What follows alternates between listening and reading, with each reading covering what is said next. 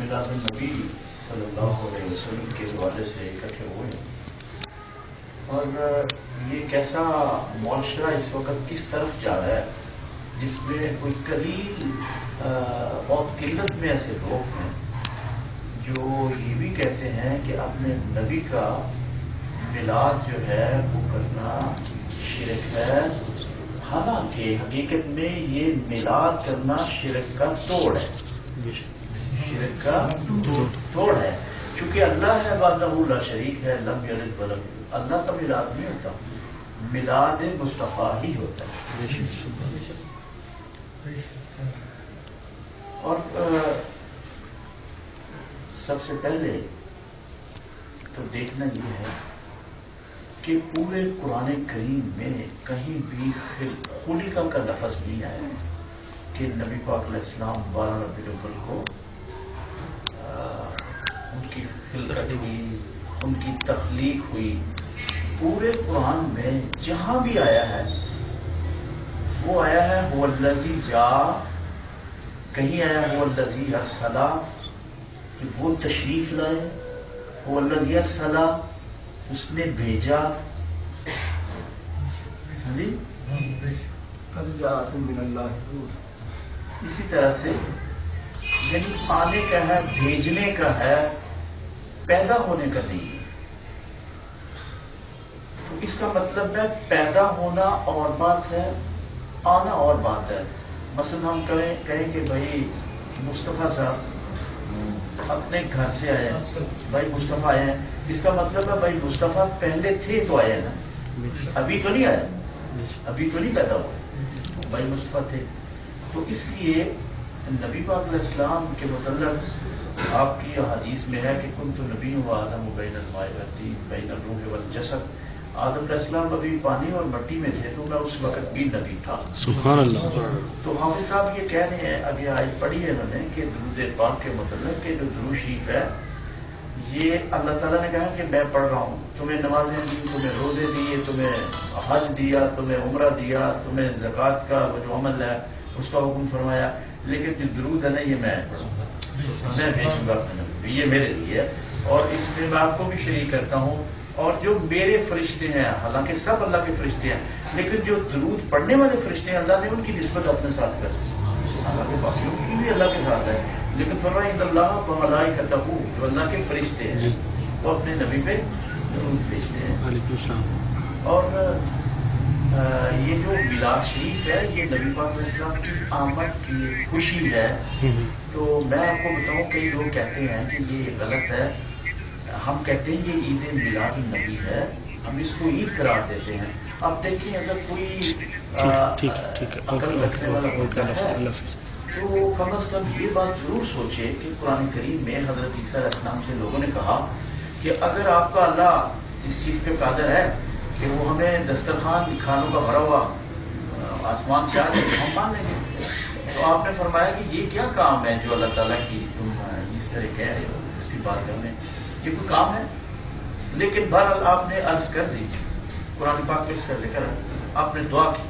کہ اللہم انزل علینا مائدۃ من السماء تکون لنا عید الاولنا وآخرنا، کہ یا اللہ آسمانوں سے کھانوں کا بھرا ہوا دسترخوان نازل فرما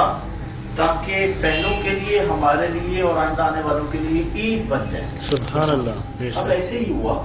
کہ وہ جو کھانوں کا بھرا ہوا دسترخوان تھا وہ پھر زمین پہ اترا، اتنی خوشی کی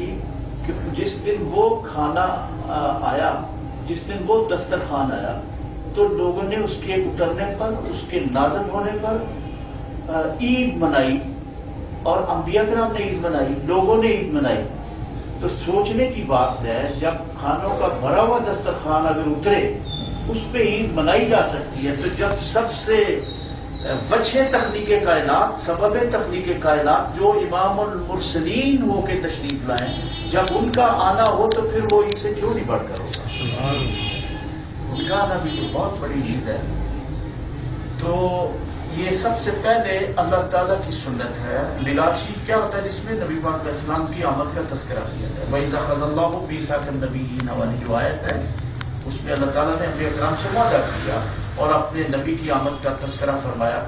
کہ میں اپنی کتاب اور اپنا کلام لے کے بھیج رہا ہوں، اور لَتُؤْمِنُنَّ بِهِ، جب وہ آئیں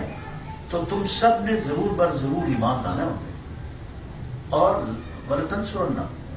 اور تم سب نے مدد بھی کرنی ہے ان کی ضرور، حالانکہ سارے انبیاء آپ سے پہلے ہو چکے ہیں، لیکن یہ کیوں کہا جا رہا ہے کہ جب وہ آئیں؟ اس کا مطلب اللہ تعالیٰ نے اپنے انبیاء کو طاقت دی ہے، جس طرح حضرت موسیٰ علیہ السلام نے اپنی قبر سے ہماری مدد کی کہ جو 50 نمازیں تھیں وہ انہوں نے قبر سے ہماری مدد کرتے ہوئے 5 کروا دی جو ہم پڑھ رہے ہیں. کیوں جی؟ پھر ان کی طرف اس طرح سب نے اللہ تعالیٰ کے حکم کے تحت اپنا اپنا وہ جو رول ہے وہ ادا کیا. اسی طرح تو اس میں اس آیت میں اللہ تعالیٰ نے نبی پاک علیہ السلام کی آمد کا تذکرہ فرمایا، اور اسی کو ہی میلاد شریف کہا جاتا ہے. اب دیکھیں کسی کے بیٹا پیدا ہونا ہو تو کیا باپ کو پتا ہوتا ہے میرے فلاں نام کا بیٹا پیدا ہوگا؟ کیا بھی پتا ہوتا ہے؟ لیکن اللہ کے نبی کی یہ عظمت اور شان ہے جو اللہ نے ان کو عطا فرمائی. حضرت عیسیٰ علیہ السلام کئی 100 سال پہلے نبی پاک علیہ السلام کی آمد کا تذکرہ فرما رہے ہیں، وَمُبَشِّرًا بِرَسُولٍ يَأْتِي مِن بَعْدِي اسْمُهُ أَحْمَدُ، کہ لوگوں تمہیں میں اس رسول معظم کی بشارت دینا چاہتا ہوں جو تشریف لا رہے ہیں جن کا نام احمد ہوگا. تو اسی کو ہی میلاد کہا جاتا ہے. اس کا مطلب اللہ تعالیٰ کی سنت ہے، انبیاء کی سنت ہے، نبیوں کی سنت ہے، اور جو اکابر کبار صحابہ کرام تھے، اولیاء کرام تھے، جو ہمارے متقدمین تھے،